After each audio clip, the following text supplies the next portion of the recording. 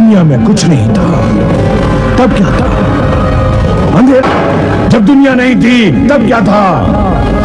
अंधेरा। जब हवा मिट्टी पानी नहीं थे तब क्या था? अंधेरा। जब चांद सूरज और सितारे नहीं थे तब क्या था? सिर्फ अंधेरा। अवगत से चल आया, मेरा कोई भेद मर्म नहीं पाया।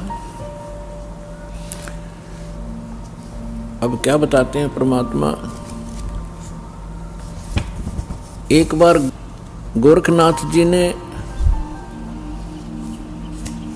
रामानंद जी, स्वामी रामानंद जी आचार्य जी को आध्यात्मिक गोष्ठी के लिए पुकारा, बुलाया, आमंत्रित किया, ललकारा।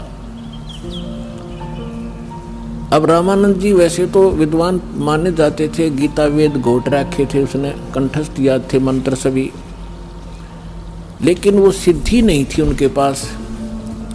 और ये नाथ जो होते हैं तपस्वी होते हैं, ये हठ योग करते रहते हैं। हठ योग से कुछ सिद्धियां आ जाती हैं जो इस मानव शरीर की और इस भक्ति के नाशक होती हैं। आम व्यक्ति ये सोचता है कि इसने बहुत बड़ी उपलब्धि कर रखी है, सिद्धि प्राप्त करके कोई आकाश में उड़ जाता है और कोई किसी को दुआ बद्दुआ देकर दुखी सुखी कर देता, थोड़ा बहुत अपनी पूंजीते हैं, फिर स्वयं कंगाल हो जाता है। तो ये सब ड्रामेबाजी थी। तो गोरखनाथ जी ने स्वामी रामानंद जी से कहा कि आइए हमारे साथ गोष्ठी कीजिए। रामानंद जी चिंतित हो गए कि श्रोता विद्वान नहीं है और ये नाथ जी जो आए हैं मेरे साथ गोष्ठी करने के लिए, इनमें सिद्धि होती है। इन सिद्धियों को देखकर जनता उनको विजयी घोषित कर देगी और मेरी बेइज्जती होगी। वो बहुत चिंतित था। चिंतित थे स्वामी जी। उधर से परमेश्वर कबीर जी ने स्वामी रामानंद जी को अपना गुरु धारण कर रखा था, एक मर्यादा मेंटेन रखने के लिए। अपने आत्माओं, आज तक जो यह बात बिगड़ी रही, दो विद्वान आपस में बैठकर चर्चा किया करते थे जिसको शास्त्रार्थ कहते थे, और शास्त्रार्थ वो संस्कृत में बोला करते थे। सभी श्रोता अशिक्षित होते थे, उनको संस्कृत कह भी नहीं आती थी, और जिसकी बोलने की शैली दुरुस्त होती थी और संस्कृत घनी याद होती थी और वो ज़्यादा संस्कृत बोलता ही रहता था, तो श्रोता उसको ताली पीट कर और विजयी घोषित कर देते थे। उस नकली के थे तो वह दोनों नकली, पर जो घना नकली था वो सिद्ध हो जाता था कि ये महाविद्वान और मैं ऋषि हो गया। तो इस तरह से रामानंद जी चिंतित थे कि श्रोता अशिक्षित हैं, ये कोई सिद्धि दिखा देगा और सब इसको विजयी घोषित कर देंगे। तो उसमें परमात्मा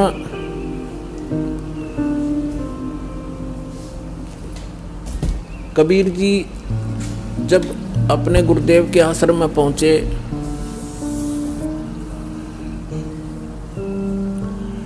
रामानंद जी को चिंतित देखकर पूछा, गुरुदेव चिंता का विषय आपका दास जानना चाहता है। पुण्यात्माओं, जब रामानंद जी के साथ परमात्मा का ऐसा व्यवहार था, यानी परमात्मा होते हुए अपने गुरु के सामने एक सुयोग्य शिष्य की भूमिका किया करते थे।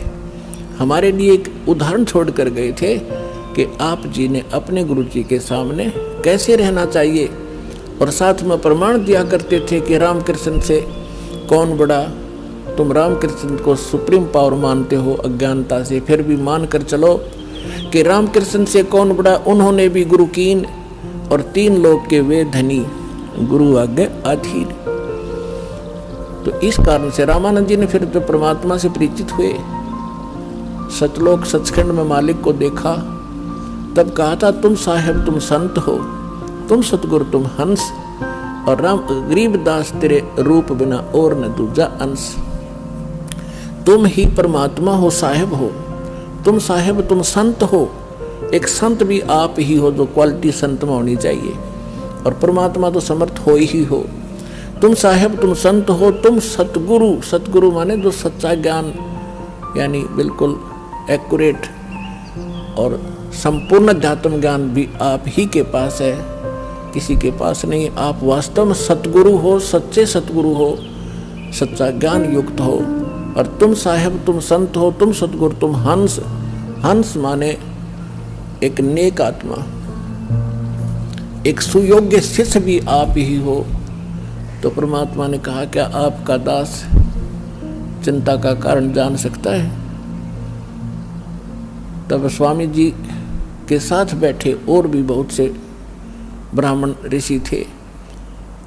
उन्होंने बताया कि ऐसे कोई नाथ जी आए हैं, उन्होंने स्वामी जी से गोष्ठी करने को कहा है, और नहीं तो जो नहीं गोष्ठी के लिए आएगा तो हार मान ली जाएगी।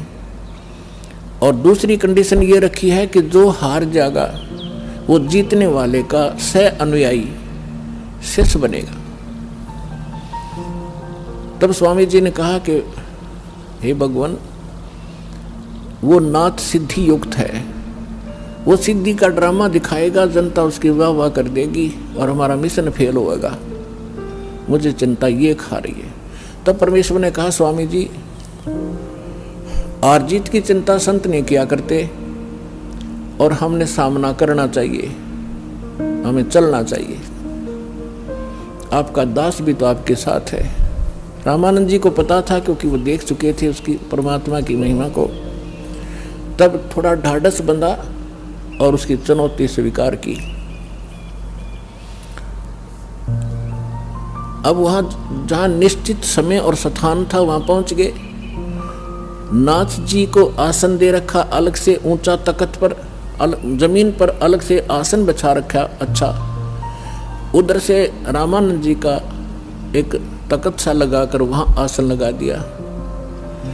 और स्वामी परमेश्वर कबीर जी एक सुयोग्य शिष्य की तरह स्वामी रामानंद जी के चरणों में जमीन पर बैठ गए। और सामने वो नाथ जी, कबीर साहब तो भगवान थे, अंतर्यामी थे, उन्होंने देख लिया ये गोरखनाथ धक्के खाने आया है।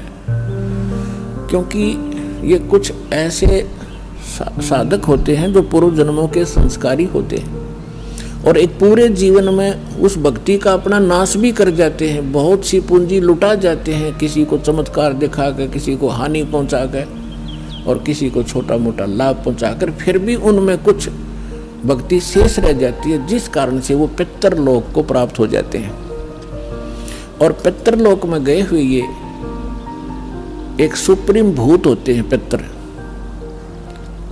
और वो कभी भी यहाँ आके प्रकट होकर के दिख जाते हैं। स्वर्ग के देवता भी यहाँ आ सकते हैं और वापस जा सकते हैं, लेकिन जन्म मृत्यु उनका कभी समाप्त नहीं हो सकता। तो गोरखनाथ जी ने देखा कि वहाँ वैष्णव पंथ का ज्यादा प्रचार कर रहे हैं स्वामी रामानंद जी, और नाथ पंथ सिकुड़ता जा रहा है, घटता जा रहा है। अब ये राग द्वेष ऊपर तक घर कर गया, वहां तक इनको यहाँ से जाने के बाद भी ये दुखी रहते हैं अपने मैं मेरी के कारण। तो जिस कारण से उसने रामानंद जी को पराजित करने के लिए स्वयं आना पड़ा।